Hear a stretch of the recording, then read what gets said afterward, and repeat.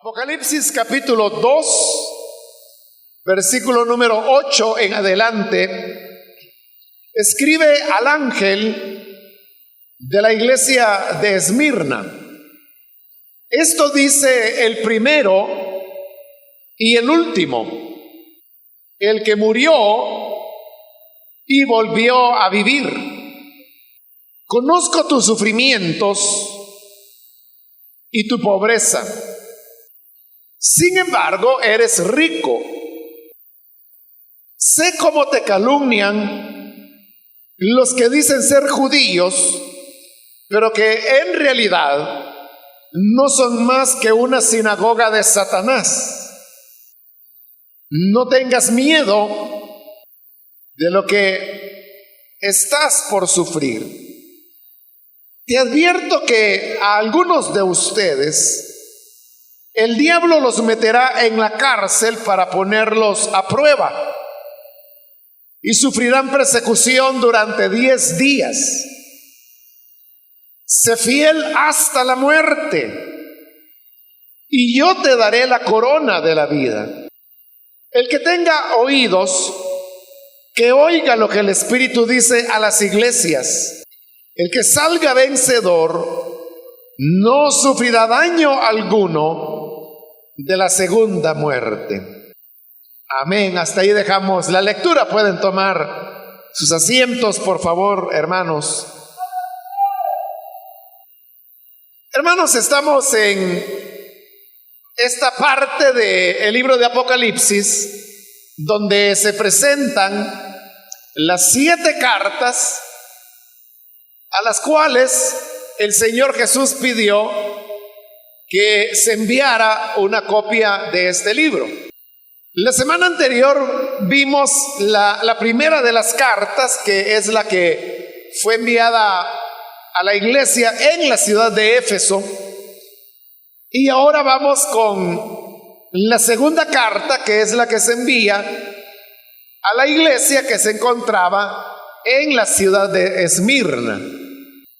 Esmirna era una ciudad importante de la región de Asia, ya que era una ciudad que se había enriquecido, tenía mucha prosperidad, al punto que rivalizaba con Éfeso en cuanto a cuál de las dos era la ciudad más importante de la provincia. Obviamente, Éfeso era la que continuaba siendo como, llamémosle, la capital de la provincia. Pero Esmirna era una ciudad que le seguía muy de cerca en población y en prosperidad. A esta iglesia que moraba en la ciudad de Esmirna es que el Señor se dirige diciendo: escribe al ángel de la iglesia de Esmirna. Ya explicamos la semana anterior qué debemos entender por el ángel. Y ahora viene la carta propiamente dicha. Comienza siempre tomando elementos del capítulo 1. Dijimos que esa es una característica de las cartas, que la introducción es tomada de lo que se nos ha descrito ya en el capítulo 1 y la conclusión es tomada de elementos que van a aparecer más adelante en el libro. Pero como estamos en la introducción, se nos dice: esto dice el primero y el último, el que murió y volvió a vivir. Esta descripción que el Señor hace de sí mismo, llamándose el que murió pero volvió a vivir, la encontramos ya en el primer capítulo, y esa clave, por decirlo así, es la que le permitió a Juan poder identificar que este personaje glorioso que se le había aparecido era precisamente el Señor Jesús, porque de la muerte nadie ha regresado excepto el Señor Jesús. Pero a eso también ahora se añade que Él es el primero y el último. Esto significa que Jesús es el origen de todas las cosas. Al decir que Él es el primero, significa que antes de todas las cosas creadas, Él ya era. Y al decir que Él es el último, significa que todas las cosas en la historia van caminando y desarrollándose para llegar a terminar todo en el Señor Jesús. Esto significa, hermanos, que todo cuanto existe lleva como destino último el poder llegar al reconocimiento del Señor Jesús, ya que Él es el último. Como bien lo dice la Escritura, que al final de los tiempos toda rodilla se doblará y toda lengua confesará que Jesucristo es el Señor. Entonces, ese postrarse y rendirse delante del Hijo de Dios es el hecho que Él es el último, y hacia eso se conduce toda la historia. Ahora, el que Él se presente como el que estuvo muerto y vivió es bien importante en relación al contenido que se nos va a presentar de esta carta a Esmirna, que ya veremos cuál es. En el versículo 9: conozco tus sufrimientos y tu pobreza. A diferencia de la carta que fue enviada a Éfeso, donde vimos que el Señor enumera las cualidades que la iglesia tenía. ¿Se recuerda usted que había trabajado arduamente, que habían perseverado, que habían rechazado a los falsos apóstoles, que habían sido celosos en cuidar la doctrina? Es una enumeración de elementos positivos. Pero en el caso de Esmirna no se menciona ningún elemento o característica que la iglesia haya podido tener. Más bien, lo que se menciona eran las condiciones en las cuales la iglesia de Esmirna vivía. Y estas condiciones eran de sufrimiento y de pobreza.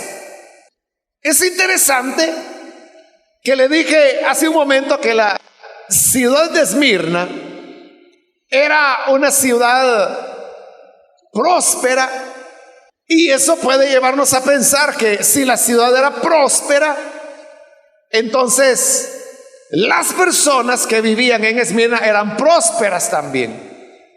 Sin embargo, usted sabe que las ciudades siempre tienen dos caras, ¿no? Está la parte bonita de las ciudades, donde las calles son limpias, donde hay orden, iluminación. Pero también está el lado oscuro de la ciudad, que es donde hay bares, hay antros, como le llama la gente, hay prostitución, hay crimen, hay asesinatos.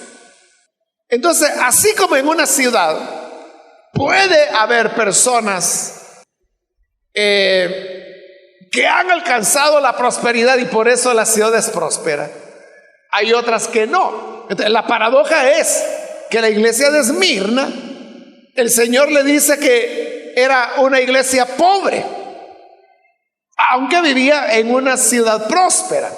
Esto que dice el libro de Apocalipsis también es confirmado por documentos históricos que los arqueólogos han descubierto de la ciudad de Esmirna, y donde se describe que los cristianos pertenecían a las clases más bajas que había dentro de la ciudad. Eso, hermanos, es una verdad que ha prevalecido todo el tiempo. Y es que el evangelio tiene una mejor acogida entre las personas más desposeídas. Si usted observa los focos de avivamiento que ha habido en las últimas décadas, estos se ubican no en los países más prósperos, donde lo que ocurre es lo contrario, que el cristianismo se está encogiendo, pero es en nuestros países, en los países más necesitados, donde el evangelio encuentra mayor acogida. Y dentro de estos países no es, hermanos, en las capas más pudientes o más poderosas que el evangelio tiene mayor arraigo, sino que lo hace en las clases populares o más necesitadas que hay en nuestros países.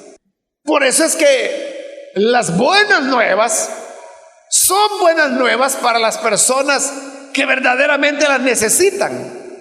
Es decir, el evangelio y todo lo que el evangelio significa encuentra más acogida entre las personas necesitadas que entre las personas que gozan de prosperidad. Ellos no necesitan muchas buenas nuevas porque viven bien. Y por eso es que prefieren más expresiones religiosas, cosas que van a satisfacer más su preferencia personal, aunque esa preferencia tenga poca o ninguna relación con el evangelio tal como se nos presenta en las escrituras. Ahora, note que a esa contradicción de la cual hemos hablado se suma una más, y es que el Señor le dice: conozco tus sufrimientos y tu pobreza, sin embargo eres rico. Primero les dice: son pobres, pero luego les dice: sin embargo son ricos. ¿Por qué razón es así? Porque los valores del reino de Dios invierten las cosas, y lo que para el mundo es felicidad o es bienaventuranza, no lo es dentro del reino de Dios. Y lo que dentro del reino de Dios se valora y se aprecia es lo que el mundo rechaza. Es como están invertidos los valores, entonces resulta que para el Señor el que es pobre es rico. Es pobre en el sentido de recursos materiales. En el griego hay varias palabras que se pueden traducir pobre o pobreza. La palabra que se está utilizando aquí cuando se menciona conozco tu pobreza es la palabra que nosotros usaríamos para hablar de una persona o una iglesia paupérrima, es decir, lo que de otra manera también se llama extrema pobreza. Entonces, cuando se suman estos elementos, uno entiende que la iglesia de Esmirna era muy pobre, marcadamente pobre, pero desde el punto de vista material. No obstante, desde el punto de vista espiritual, era rica. Es lo mismo que Pablo explica en 2 de Corintios en el capítulo 8, cuando dice que ellos no tenían nada, pero lo poseían todo. Cuando dice que Ellos eran pobres, pero enriquecían a muchos. Los enriquecían precisamente con la enseñanza del Evangelio. Los enriquecían con las verdades que permitían que las personas tuvieran una vida plena desde el punto de vista espiritual. A eso es a lo que se refiere el Señor cuando dice: eres pobre, sin embargo eres rico. Esto es exactamente lo contrario. ¿Qué le dirá a la iglesia en la Odisea, que es la última carta, la número 7? A la Odisea le dice: tú dices, me he enriquecido, pero eres un pobre. O sea, lo contrario. A Esmirna le dice: eres pobre, sin embargo eres rico. Y a la Odisea le dice: tú dices, soy rico, pero en realidad eres pobre. Uno tiene que preguntarse entonces a cuál de las dos categorías pertenece, ¿no? Porque hoy, hermanos, vivimos en la época cuando usted sabe que hay todo tipo de iglesia. Y hay iglesias donde se reúnen personas muy adineradas, iglesias que tienen muchos dones, pero no dones espirituales, sino que dones porque dice: congrega don fulano, don mengano. Tienen muchos dones. Son iglesias que tienen ciertas características que las hacen presentarse delante del mundo como muy impresionantes, y cuando la gente ve sus edificios y todo eso, dicen: bueno, esta sí que es una iglesia que me agrada. Pero estas cartas nos enseñan que lo que Dios verdaderamente aprecia no siempre es aquello en lo que el hombre pone la mirada, porque los valores que Jesús reconoce son otros. La iglesia de la Odisea era rica, pero el Señor dijo: eres pobre y miserable. En cambio, Esmirna era lo contrario, era una iglesia pobre, pero el Señor le dice: sin embargo eres rico. De las 7 iglesias, 5 de ellas reciben serias reprimendas de parte de Dios. Solo hay 2 iglesias que reciben únicamente elogios. Una de ellas es Esmirna, que es la que estamos viendo en este momento. Y más adelante vamos a ver la otra, que es Filadelfia, que Dios no tiene palabras de reproches para ellas, sino solamente elogios. La segunda parte del versículo 9 continúa diciendo: sé cómo te calumnian los que dicen ser judíos, pero que en realidad no son más que una sinagoga de Satanás.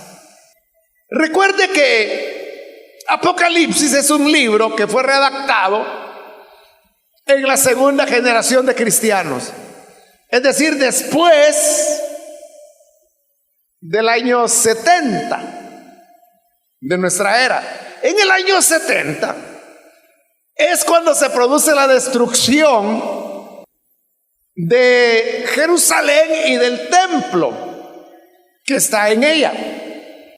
La guerra todavía se extendió por algunos años más, pero vino a desembocar en la derrota total de Israel y en la dispersión de los judíos. Entonces los judíos salieron de la tierra de Israel, y ahí es donde comenzó lo que se conoce como la diáspora, es decir, que se dispersan por el mundo. Pero una buena parte de esos judíos fueron a morar a Esmirna. Hay evidencia histórica que había una población representativa de judíos en Esmirna. Y hay evidencia histórica también que indica que estos judíos de Esmirna pertenecían a la clase patronal, es decir, que tenían también prosperidad económica. Ahora, este era el problema. El judaísmo era una religión que era aceptada por los romanos, lo veían como una expresión religiosa aceptada. Extraña para ellos porque el judaísmo creía en un solo Dios.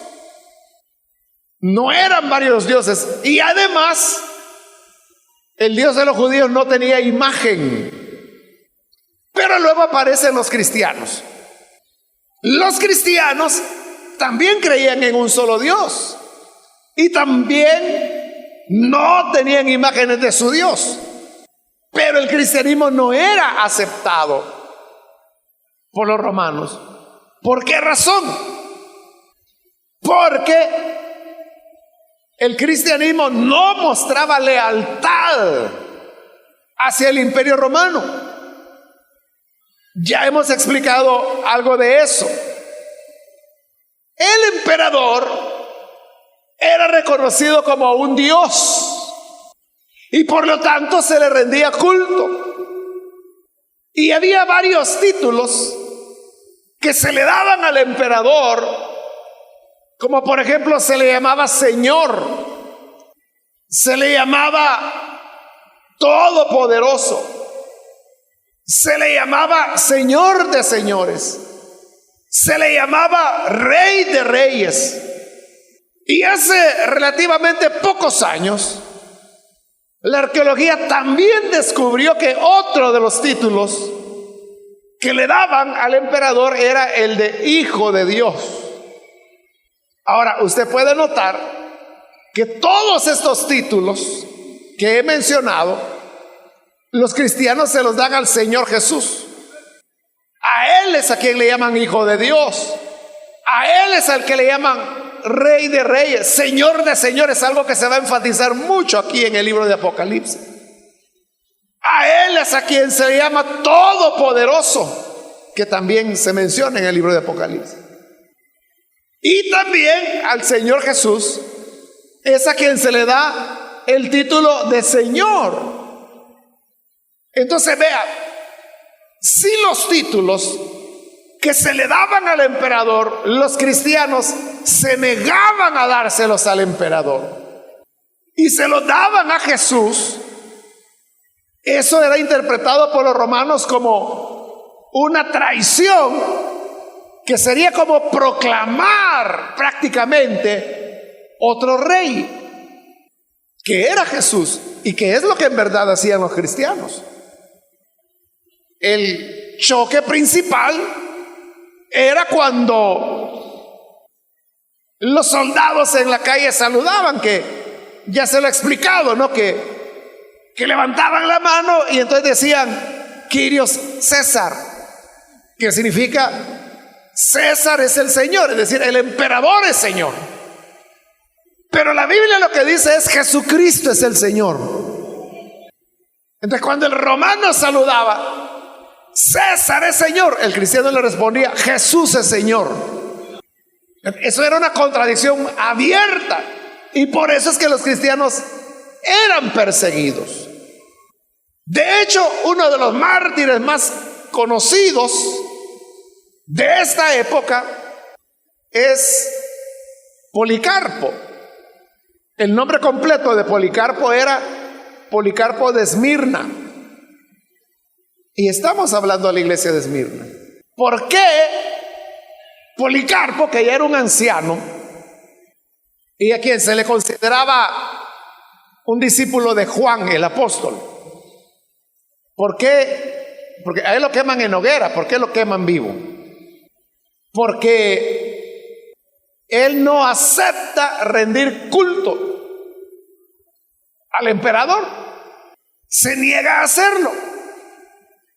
Y los soldados eso lo interpretan como una señal de deslealtad o de traición, en el mejor de los casos, porque también se podía ver como subversión o rebelión, lo cual era lo que más los romanos trataban de evitar que se diera.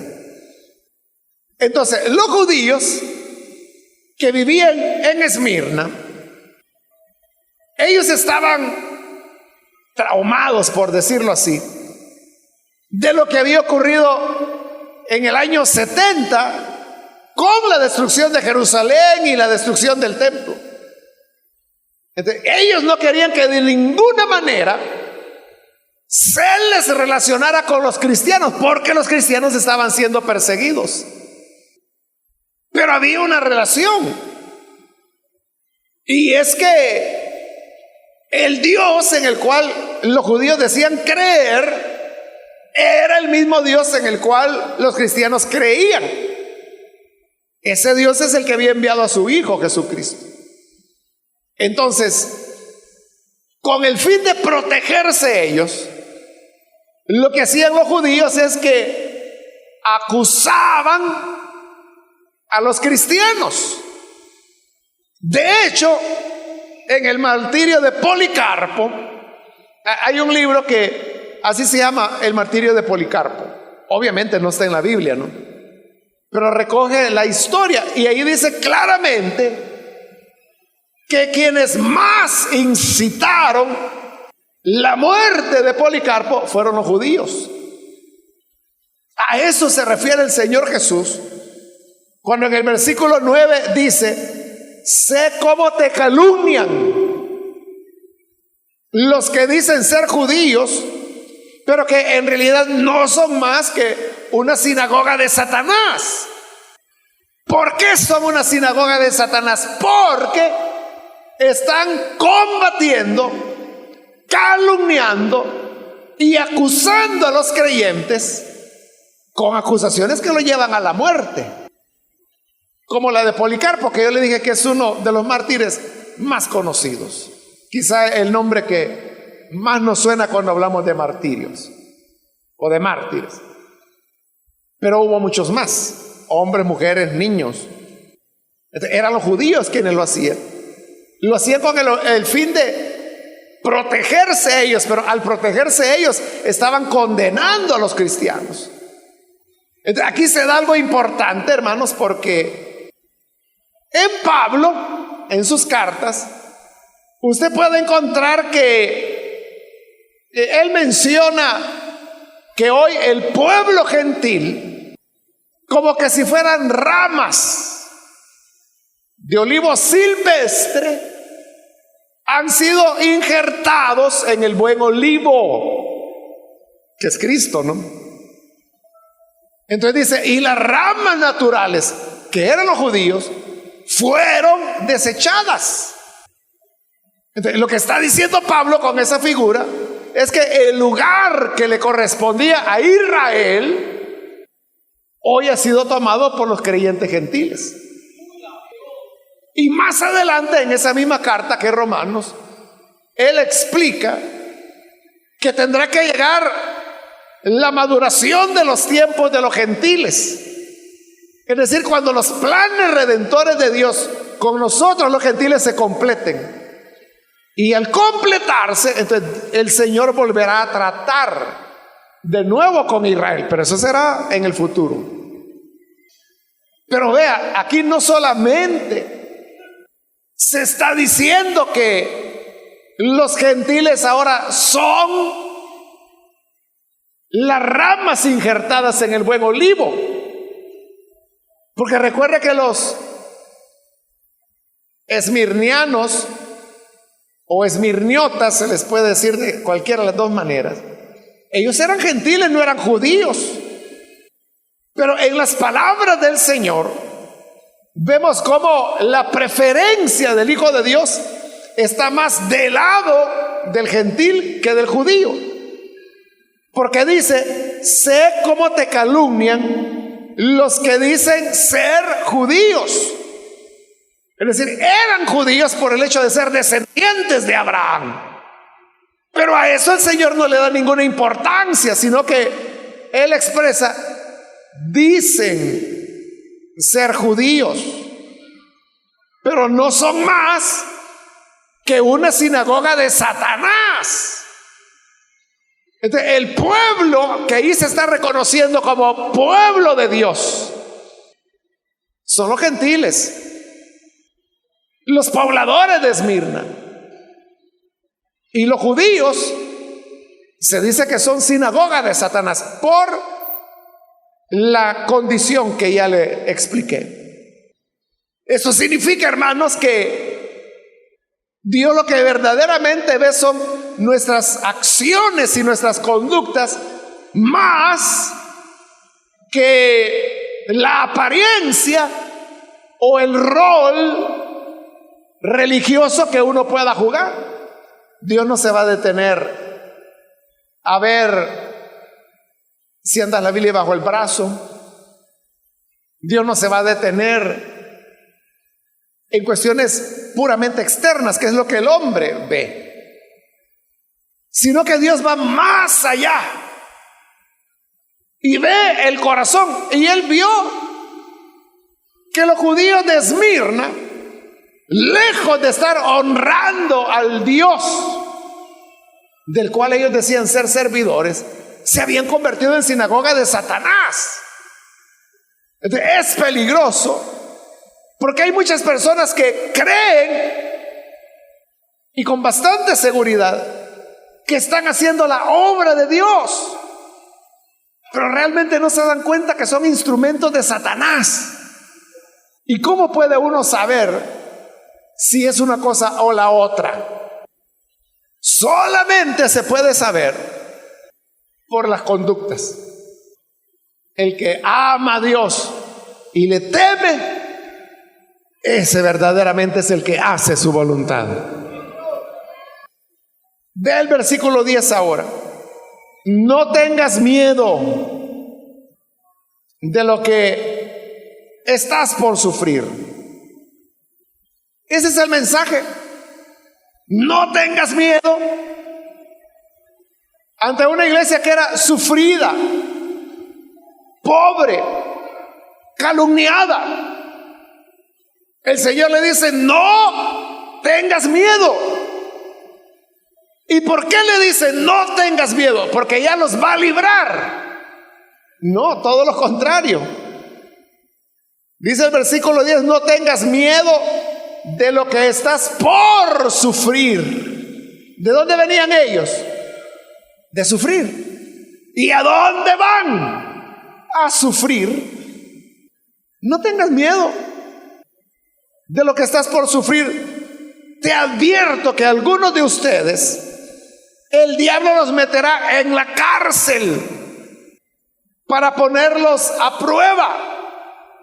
Entonces vea, ellos habían sufrido, ya le dije, pobres, calumniados, sufridos. Pero el Señor le dice: no tengas miedo, que viene más sufrimiento. Eso es a lo que nosotros no estamos acostumbrados. Bueno, y no toda la gente dice, y hasta cantos hay que dice: después de la tormenta viene la paz. Bueno, para Esmirna, después de la tormenta venía otra tormenta, y después de la tormenta otra tormenta, y después de esa otra tormenta, y luego otra tormenta. A veces es así. No es verdad que después de la tormenta venga la paz siempre. A veces sí, a veces no. ¿Por qué es importante que nosotros sepamos eso? Porque eso nos enseña que el propósito de Dios no siempre es librarnos, no siempre es aliviarnos, no siempre es responder nuestras oraciones. En estas peticiones que han enviado hoy, posiblemente, como son varias, ¿verdad?, haya alguien que diga: Señor, por favor, ayúdame en la situación difícil que estoy viviendo. Y la persona que envía esa nota le envía en la fe que Dios oye la oración y que será librado de su sufrimiento. Pero pudiera ser que el Señor te está diciendo: no tengas miedo, porque lo que viene es más sufrimiento. Es decir, no solo no le va a quitar el sufrimiento que tiene, le envía más. Pero el que dice, no tengas miedo. Nunca debemos tener miedo como humanos. Claro, hermano, uno puede desarrollar ansiedad, cierto temor y decir, es que si a mí me ocurriera una cosa tremenda o peligrosa o trágica, quizá yo no podría salir adelante o reaccionar. Pero el Señor dice, no tengas miedo. Habrá mucho sufrimiento en nuestros caminos, hermanos. Como un domingo predicando acá, yo les decía a los hermanos de las palabras desconocidas para las iglesias de hoy. Y una de esas palabras desconocidas es la palabra sufrimiento. ¿Quién predica de eso? ¿O quién repite lo que Jesús está diciendo acá? Yo conozco tu sufrimiento, pues te aviso que viene más sufrimiento. ¿Quién predica eso hoy? Se predica lo contrario, ¿no? Si estás sufriendo, Cristo es la respuesta. Pero al decir Cristo es la respuesta, lo que quieren decirles, ahí se te van a acabar las penas. Estás endeudado, ven a Cristo. Se te fue la mujer porque ya no te aguantó, ven a Cristo y Él te la va a traer de nuevo. Entonces todo es que el evangelio es la aspirina que va a quitar todo dolor de los seres humanos. Pero eso no es honesto, porque aquí está diciendo, yo conozco tu sufrimiento y te advierto, viene más sufrimiento. Satanás echará a algunos de ustedes en la cárcel. Si las cosas estaban mal, hoy van a estar peores. Pero no tengas miedo, porque aunque iban a la cárcel, no iban solos. Cristo estaba con ellos. Amén. E iba no para liberarlos de la cárcel, sino que para acompañarlos en el sufrimiento de la cárcel. Pero luego dice la parte final, más bien en medio del versículo 10 dice, y sufrirán persecución durante 10 días. Entonces, aún para el sufrimiento, que es seguido de más sufrimiento, hay un límite. Porque Él dice que la situación iba a durar durante 10 días. Que si eran 10 días literales o si eran 10 días representativos, porque el número 10 en la Biblia de lo que habla es de un periodo de probar. Entonces, igual que cuando la familia de Rebeca, que ha venido el criado de Abraham a buscarle novia o esposa más bien a Isaac, y encuentra a Rebeca y ella dice que sí y la familia dice que sí, pero viene la familia y le dice, mira, deja que la joven se quede todavía 10 días más con nosotros. A lo cual el criado se opone. Dice, no, por favor, si Dios ha prosperado mi camino hasta este momento, no me detengan, sino que mejor denme a la joven y yo me regreso mañana mismo. Pero ¿por qué la familia quería que Rebeca se quedara 10 días más? Para que lo pensara bien, para que probara si le convenía o no le convenía. Entonces el número 10 habla de eso, ¿no? De prueba. Puede ser simbólico, puede ser literal, usted tómelo como quiera. Pero la verdad que yo le quiero señalar es que la persecución iba a durar 10 días. Y si iba a durar 10 días, significaba que iba a llegar un día número 11, cuando la persecución ya habría terminado. Entonces, al sufrimiento, que es seguido de otro sufrimiento, y ese a su vez puede ser seguido de otro sufrimiento o de más sufrimiento, no es para siempre. Hay un límite. ¿Y cuál es el límite? La Biblia dice que el Señor no dejará que seamos tentados más de lo que podamos soportar. Dios sabe cuál es el límite de nuestra resistencia. Claro, nosotros somos llorones y nos decimos: Señor, yo ya no aguanto. Pero Dios sabe que puede aguantar 3 años más. Pero más allá de lo que pueda soportar, ya Dios ahí ya no. Entonces, un día terminará. Así que vivamos los sufrimientos que vivamos, debemos conservar la esperanza que llegará el día número 11 o 19, en el cual la persecución habrá terminado, el sufrimiento habrá terminado y será cosa del pasado.